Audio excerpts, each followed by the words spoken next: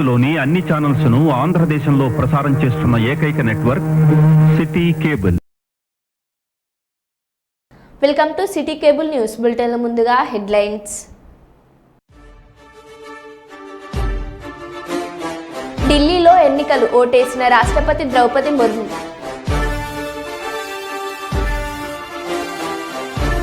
కోంపల్లిలో తన సోదరి చీటి సకలమ్మ గారి ద్వాదశ దిశ కర్మలో పాల్గొని పుష్పాంజలి ఘటించిన కేసీఆర్. నార్సింగ్లో చైన్ స్నాచింగ్ గొలుసు లాగే సమయంలో కిందపడి మహిళకు గాయాలు. మైనర్ యువతిని ట్రాప్ చేసి తీసుకెళ్లిన లెక్చరర్ వినయ్ వర్ధన్ను అరెస్ట్ చేసిన కొవ్వూరు పోలీసులు. ఉపాధి హామీ కూలీలతో నేను సైతం అంటున్న సాగునీటి సంఘం అధ్యక్షులు గారపాటి. నాగూర్ కర్నూలు జిల్లా చారకొండలో తీవ్ర ఉద్రిక్తత. బైపాస్ కోసం మా ఇండ్లు కూలగొట్టొద్దని బాధిత కుటుంబాలు నిరసనలు.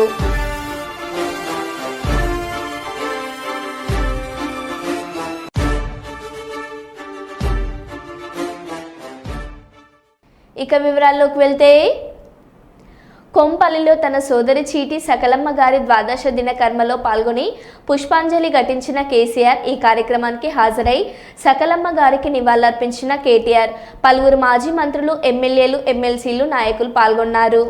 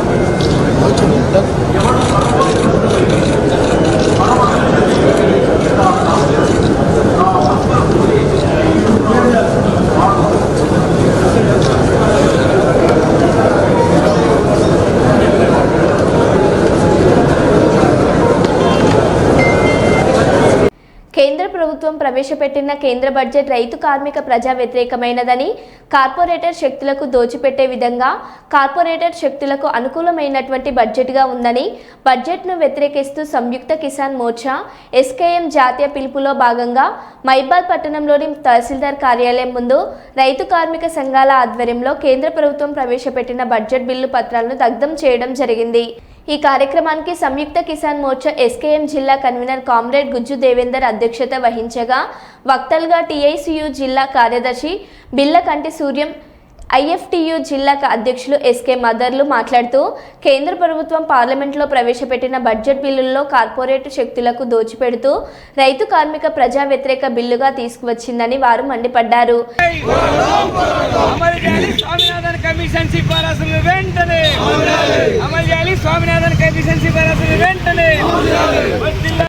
ఈరోజు ఎస్కేఎం ఆధ్వర్యంలో ఇలా భారతదేశం వ్యాప్తంగా ఇలా ఏదైతే నరేంద్ర మోడీ పార్లమెంట్లో ప్రవేశపెట్టిన బిల్లుకు నిరసనగా ఇవాళ రైతాంగానికి కానీ కార్మిక వర్గానికి కానీ కర్షక వర్గానికి కానీ కనీసం వాళ్ళకి తగినంత బిల్లు కాకుండా చాలా తక్కువ బిల్లుని ప్రవేశపెట్టాడు.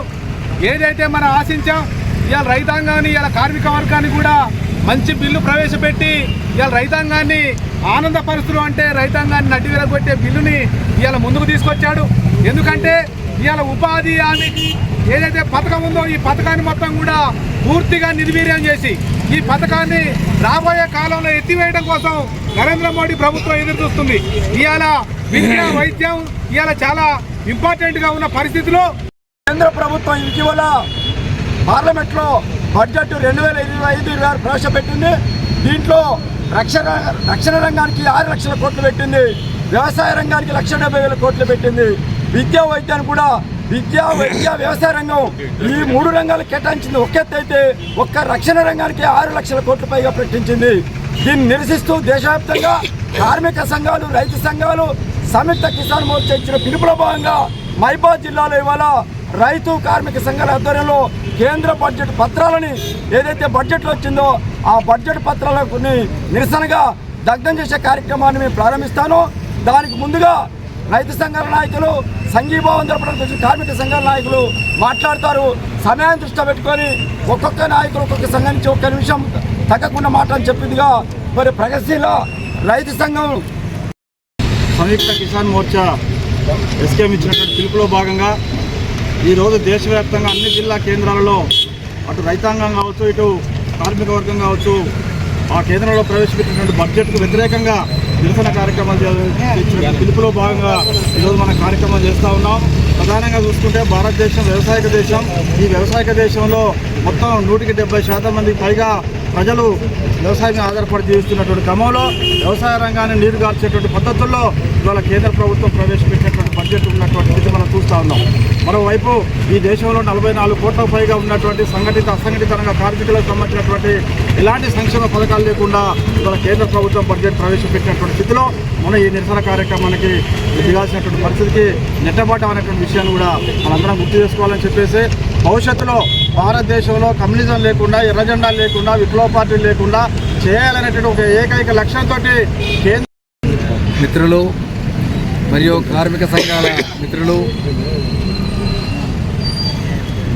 ఈ సభకి విచ్చేసిన అన్ని వర్గాల ప్రజలకి ధన్యవాదాలు తెలియజేస్తూ ఇటీవల కాలంలో పార్లమెంటులో నిర్మలా సీతారామన్ బడ్జెట్ను ప్రవేశపెట్టారు. ఈ బడ్జెట్లో కేవలం ఈ రకంగా ఇతర రాష్ట్రాలకి ఇటీవల కాలంలో జరిగిన ఎన్నికల దృష్టిలో పెట్టుకొని ఆ రాష్ట్రాలకి వాళ్ళ మెప్పు పొందడానికి బడ్జెట్ కేటాయించారు. కానీ తెలంగాణ కోసం ఈ రకంగా తెలంగాణ నుంచి ఉన్నటువంటి యొక్క బీజేపీ పార్టీ తరఫున గెలిచినటువంటి యొక్క కిషన్ రెడ్డి బండి సంజయ్ లాంటి వాళ్ళు మంత్రుల గుండె కూడా ఈ రకంగా తెలంగాణని మర్చిపోయి తెలంగాణకి చిన్న చూపుతోటి రకంగా దీనికి బడ్జెట్నే కేటాయించకపోవడం అనేది దుర్మార్గమైన చర్య. కావున ఈరోజు ఈ యొక్క ప్రభుత్వం యొక్క పక్షపాతాన్ని నిరసిస్తూ ఏదైతే రైతు సంఘాలు ఇచ్చినటువంటి పిలుపు ఉందో ఈ పిలుపు వాస్తవంగా కేంద్ర బడ్జెట్ కనుక కరువు కలుగుతుందని చెప్పి కోరుతున్నాం.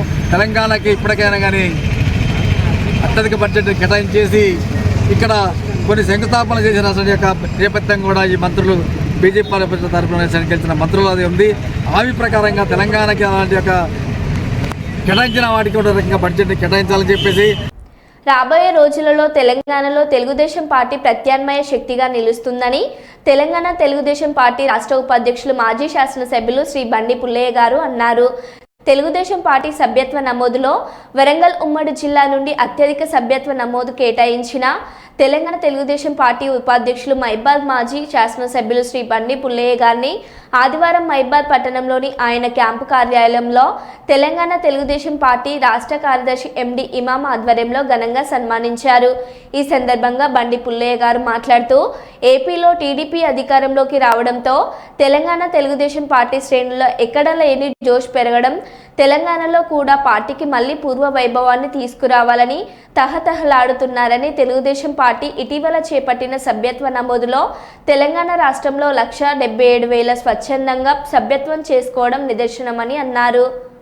50-60 గ్రామాలలో మోటివేట్ చేసి కాంగ్రెస్ పార్టీ బీఆర్ఎస్ పార్టీ అడ్డుపడ్డా కూడా 50-60 గ్రామాలలో మేము సభ్యత్వాలు తీసుకోవడం ఇప్పించడం జరిగింది.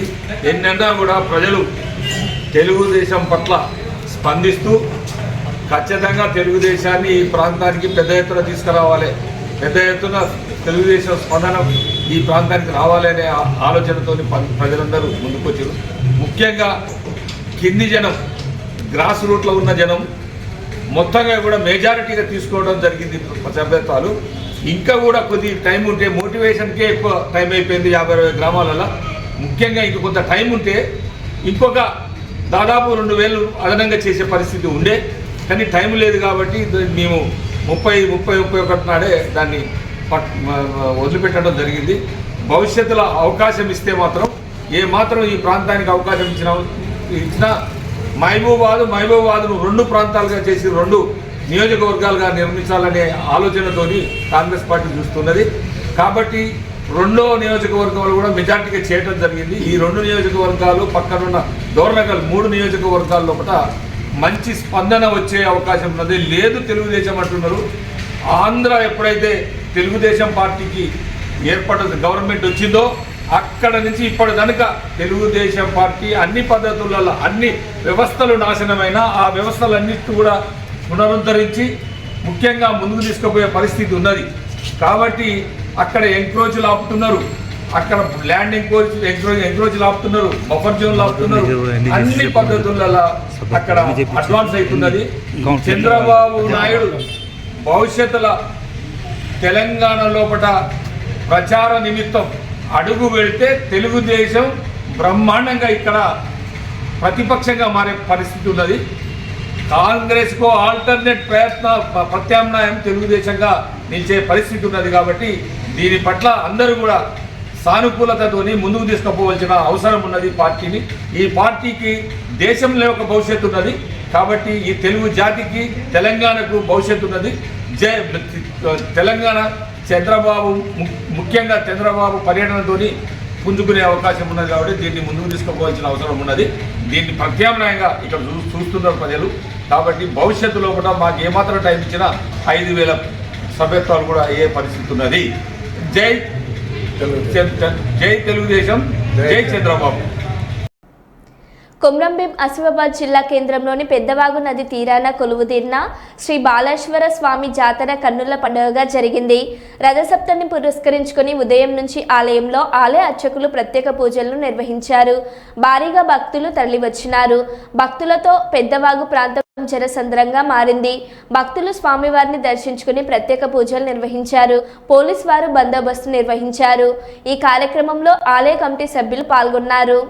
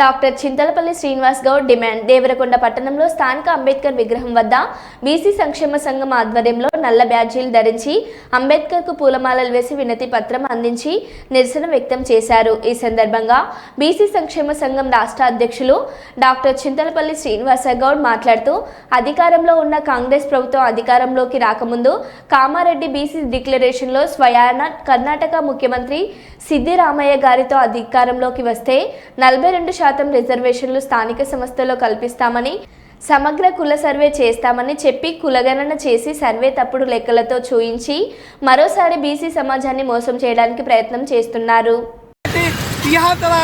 నిజమైనటువంటి సర్వేను బయటికి తీసుకొచ్చి మరి నిజమైనటువంటి రిజర్వేషన్లు మాకు ఇవ్వాలి. నేను నియోజకవర్గంలో స్థానిక అంబేద్కర్ విగ్రహం వద్ద బీసీ సంక్షేమ సంఘం ఆధ్వర్యంలో బీసీల ఆశాజ్యోతి టైగర్ బాలకృష్ణ గారి పిలుపు మేరకు రాష్ట్ర వ్యాప్తంగా నేడు అంబేద్కర్ విగ్రహాల ముందు నిరసన కార్యక్రమాన్ని వ్యక్తం చేస్తాం. ముఖ్యంగా కాంగ్రెస్ పార్టీ అధికారంలోకి రావడానికి ముందు కామారెడ్డి డిక్లరేషన్లో స్వయాన కర్ణాటక ముఖ్యమంత్రి సిద్దిరామయ్య గారితో కామారెడ్డిలో బీసీ డిక్లరేషన్ను ప్రకటించి మేము అధికారంలోకి వస్తే స్థానిక సంస్థ ఎన్నికల్లో 42% రిజర్వేషన్లు స్థానిక సంస్థల్లో ప్రకటిస్తామని తెలిపి తర్వాత సమగ్రమైనటువంటి కులగణన సర్వే జనగణనలో కులగణన సర్వే చేస్తామని చెప్పిన తర్వాత ఒక 3 నుంచి 6 నెలలు రాష్ట్రంలో ఉన్నటువంటి అన్ని బీసీ సంఘాలు ముక్తగంఠంతో రాష్ట్ర వ్యాప్తంగా నిరసన వ్యక్తం చేసిన తర్వాత కులగణన అనే ఒక సర్వేను చేసి కులగణనలో చేసేటువంటి సర్వేలలో ఎలాంటి నియమ నిబంధనలు లేకుండా ఒక రకమైనటువంటి పాలసీ లేకుండా వాళ్ళకి ఇష్టారాజ్యంగా కులగణన సర్వేలో చేసి సర్వేలో ప్రజలు పాల్గొంటారని ప్రజలు జరిగింది. ఇది యావత్తు బీసీ ప్రజాధికారికి సిగ్గుచేటుగా మేము భావిస్తున్నాం. కులగణన సర్వే చేసిన తర్వాత జనసంఖ్యను లెక్కించిన తర్వాత మరి నిన్న ఇచ్చినటువంటి ముసాయిదా కమిటీ, బీసీ ముసాయిదా కమిటీ కావచ్చు, కులగణన సర్వే ముసాయిదా కమిటీ కావచ్చు, కమిటీలో మరి 46% మాత్రమే బీసీ హిందువులు ఉన్నారు, మిగతా 10% మరి బీసీ మైనార్టీ ముస్లింలు అని సర్వేలో తెలిపారు. మరి నేను బీసీ ముసాయిదా కమిటీ కావచ్చు, మరి కులగణన సర్వే ముసాయిదా కమిటీ కావచ్చు, మరి ఒక్క బీసీ మంత్రి ఉంటే పొన్నం ప్రభాకర్ లాంటి ఒక్క బీసీ మంత్రి ఉంటే బీసీ మంత్రికి ముసాయిదా కమిటీలో సభ్యులుగా ఏర్పరచకుండా మరి ఉత్తమ్ కుమార్ రెడ్డి గారు ఒక బీసీ అయినట్టుగా ముసాయిదా కమిటీలో సభ్యులుగా ఉండి మరి యావత్ ఎస్సీ ఎస్టీ బీసీ ప్రజానికానికి మరి సిగ్గుచేటుగా అవమానకరంగా జనాభా లెక్కల్లో మరి ఒక భారత రాజ్యాంగ స్థాయిలో ఉండి సిగ్గుచేటుగా అవమానకరంగా మరి అవమానం చేసినటువంటి పరిస్థితి మాకు కనిపిస్తుంది. అలా ముఖ్యంగా 2014లో సకల జనులు ఒకే రోజు 2014లో కేసీఆర్ ప్రభుత్వము ఒకే రోజు సర్వే చేస్తే ఓన్లీ హిందూ బీసీలు 51% ఉంటే 2024లోకి వస్తే మరి 46% తగ్గినట్టుగా ఈ ప్రభుత్వం లెక్కలు చూపిస్తుంది. మరి లెక్కలు చూపిస్తున్నటువంటి ప్రభుత్వము మరి 10 సంవత్సరాల్లో మరి ఏ విధంగా జనాభా తగ్గిందో అదేవిధంగా 7% ఉన్నటువంటి ఓసీ వర్గాలు మరి డబుల్ 2 తగ్గే విధంగా తగ్గిందో దాన్ని మాకు నిరూపణ చేయాలని కూడా ప్రభుత్వాన్ని డిమాండ్ చేస్తాం. అంటే గత 70 సంవత్సరాల నుంచి దేశానికి స్వాతంత్రం వచ్చాక నుంచి బీసీలను ఓటు బ్యాంక్ ఉపయోగించుకుంటూ కానీ సర్వేలో మాత్రము మరి కులాల వారిగా కులాలను లెక్కించాలని గొంతెట్టి యావత్ ప్రజానికము వారి అడిగినప్పటికీ సర్వే మాత్రము కరెక్ట్ చెప్పకుండా మరి తప్పుడు లెక్కలు చెప్పి యావత్ బీసీ ప్రజానికాన్ని మరి మోసం చేసేటటువంటి మొత్తంలో తీసుకొస్తుంది. కాబట్టి ఈ సర్వే ఎందుకంటే ఆ దేశంలో కానీ రాష్ట్రంలో కానీ ఉన్నటువంటి పాలకులు వారికి ఇష్టారాజ్యంగా సర్వేలు చేసుకొని నిజమైన సర్వేలు బయటపెట్టకుండా మరి మోసం చేసేటటువంటి పరిస్థితి కనిపిస్తుంది.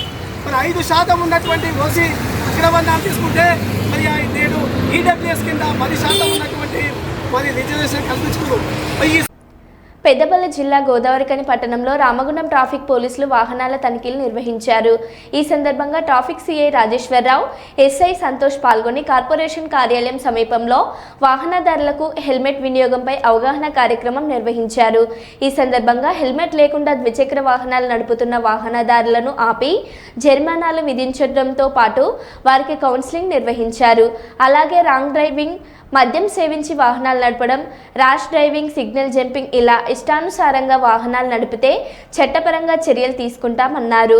సెంట్రల్ గవర్నమెంట్ ఏర్పాటు చేసిన మిశ్రమ్ పథకం ద్వారా రోడ్డు ప్రమాదాలకు గురైతే 2 లక్షల బీమా వర్తిస్తుందని, దీనికి సంబంధించి అందరూ ఎన్రోల్ చేసుకోవాలని సిఐ సూచించారు.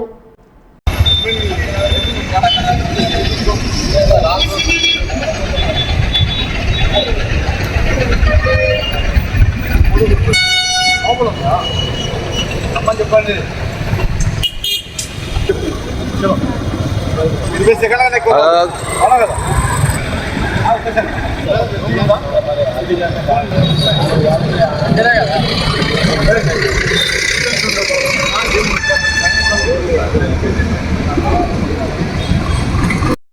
అందరికీ నమస్కారం అండి. సెంట్రల్ గవర్నమెంట్ మరియు స్టేట్ గవర్నమెంట్ వచ్చేసి జనవరి 1వ తారీఖు నుండి 31వ తారీఖు వరకు రోడ్డు భద్రత మాసోత్సవాలు అనేది చేసింది. దానిలో భాగంగా మేము గత నెల రోజులు అంటే జనవరి 1వ తారీఖు నుండి 31వ తారీఖు వరకు ప్రోగ్రామ్ చేశాము, అవేర్నెస్ కల్పించాము. అయినా కూడా ఏంటంటే చాలా మంది ప్రజలు హెల్మెట్ లేకుండా, సీట్ బెల్ట్ లేకుండా డ్రంక్ అండ్ డ్రైవ్ రాంగ్ రూట్లో వెళ్తున్నారు. సో ప్రతి ఒక్కరూ హెల్మెట్ ధరించాలని ఈ ప్రోగ్రామ్ను మేము కంటిన్యూ చేస్తున్నాము. మా రామగుండం కమ్యూనిస్టేట్లోని ఉన్న ప్రజలకు ట్రాఫిక్ వాళ్ళది ఒకటే విజ్ఞప్తి, ప్రతి ఒక్కరూ 2 వీలర్ మీరు ఇంట్లో నుండి తీసేటప్పుడు వితౌట్ హెల్మెట్ తీయకూడదు. హెల్మెట్ ప్రతి ఒక్కరు ధరించాలి, సిగ్నల్స్ పాటించాలి, డ్రంక్ అండ్ డ్రైవ్ చేయకూడదు, తాగి ఎవరు బండి నడపొద్దు. మీరు ఇంట్లోనే సేఫ్గా బయటకు వస్తున్నారో మీరు సేఫ్గా ఇంటికి వెళ్ళాలి. ఎందుకంటే మనం రైట్ రూట్లో పోయినా కూడా ఎదుటి వ్యక్తి ఎలాగ వస్తాడో తెలియదు. మనకు కాలు చేతులు తిరిగినాడో 2 నెలలు 3 నెలలు మనం రికవర్ అవుతాము. బట్ హెడ్ అయితే ఏదైతే ఇంజ్యూర్ అవుతుందో దానివల్ల ప్రాణాలు పోతాయి. మా గురించి కాదు, మీ ఫ్యామిలీ గురించి, మీ తల్లిదండ్రుల గురించి మీరు ఆలోచించి దయచేసి ఒకసారి 2 వీలర్ మీరు తీసేటప్పుడు పక్క హెల్మెట్ ధరించాలి. హెల్మెట్ మర్చిపోతే మళ్ళీ వెళ్ళి తెచ్చుకోండి. మనం సెల్ ఫోన్ మర్చిపోతే ఒక 4 కిలోమీటర్ 5 కిలోమీటర్ మనం వస్తాము, మళ్ళీ ఇంటి వెళ్ళి తెచ్చుకుంటాం. బట్ సెల్ ఫోన్ మర్చిపోవడంతో మనకేం కాదు. ఏంటంటే జస్ట్ మనకి ఇన్ఫర్మేషన్ అనేది లేట్గా పాస్ అవుతుంది. పొద్దున వచ్చే ఇన్ఫర్మేషన్ సాయంత్రం వస్తుంది. బట్ హెల్మెట్ మీరు మర్చిపోయిన అనుకోండి, ఆ క్షణంలో ఏమి మనం కరెక్ట్ పోయినా కూడా ఎదుటి వ్యక్తి రాంగ్ రూట్లో వచ్చినా, లేకుంటే ఏదైనా పశువులు కానీ మనం వచ్చినా కూడా పడిపోతే, హెడ్ ఇంజురీ అయితే, మీకు జరగాలని ఏమైనా జరిగితే, మీరు ఒకరే ఏమైనా జరిగితే, ఏమైనా జరగాలని జరిగితే మీరు వెళ్ళిపోతారు. బట్ మీరు ఉన్న ఫ్యామిలీ, పిల్లలు కావచ్చు, తల్లిదండ్రులు కావచ్చు, భార్యని కావచ్చు, భర్తని కావచ్చు, వాళ్ళు సఫర్ అవుతుంటారండి. సో ఒక్కసారి మీరు ఇంట్లో బయటకు వెళ్ళేటప్పుడు కంపల్సరీ 2 వీలర్కి హెల్మెట్ ధరించాలని కోరుతున్నాము. ఎవరైనా 2 వీలర్ ఎవరికైనా ఫ్రెండ్స్కి ఇచ్చినా కూడా విత్ హెల్మెట్తో ఇవ్వండి, వితౌట్ హెల్మెట్తో ఇవ్వకూడదు. ఒకటి సెంట్రల్ స్కీమ్ మిశ్రమ్ అని ఉన్నది, అది ఫ్రీ యాప్లో మనం ప్లే స్టోర్లో డౌన్లోడ్ చేసుకొని ప్రతి ఒక్కరు, అంటే వాళ్ళు లేబరే కావచ్చు, జనరల్గా స్టేట్ లెవెల్లో లేబర్ యూనియన్స్ ఇస్తూ ఉంటాయి. అంటే ఆర్గనైజేషన్స్ ఎవరైతే ఉన్నాయో ఆర్గనైజేషన్స్ వాళ్ళకు మనకు ఈ స్కీమ్స్ ఉంటాయి కదా, గవర్నమెంట్ లేబర్కి సంబంధించినవి మనము ఇన్సూరెన్స్ ఉంటుంది. బట్ ఆర్గనైజేషన్ కాకుండా నాన్ ఆర్గనైజేషన్ ఎవరైతే ఆటో డ్రైవర్సే కావచ్చు, ఇంకా జీప్ డ్రైవర్సే కావచ్చు, లారీ వాళ్ళే కావచ్చు, ఇష్టం అనేది ఒక యాప్ ఉంటుంది. దాంట్లో ప్రతి ఒక్కరు ఇది నామినేట్ చేసుకోవాలి, దాన్ని ఎన్రోల్ చేసుకోవాలి. దానివల్ల ఏంటంటే ఏదైనా జరుగుతుంది. ప్రధానమంత్రి నరేంద్ర మోడీ ఈరోజు ఉత్తరప్రదేశ్లోని ప్రయాగ్రాజ్లో మహాకుంభమేళాను సందర్శించారు. అక్కడ గంగా, యమున మరియు పౌరాణిక సరస్వతి నదుల సంగమం అయిన త్రివేణి సంగమం వద్ద స్నానం చేశారు. ఈ ఆధ్యాత్మిక యాత్రలో ఉత్తరప్రదేశ్ ముఖ్యమంత్రి యోగి ఆదిత్యనాథ్ ఆయన వెంట ఉన్నారు.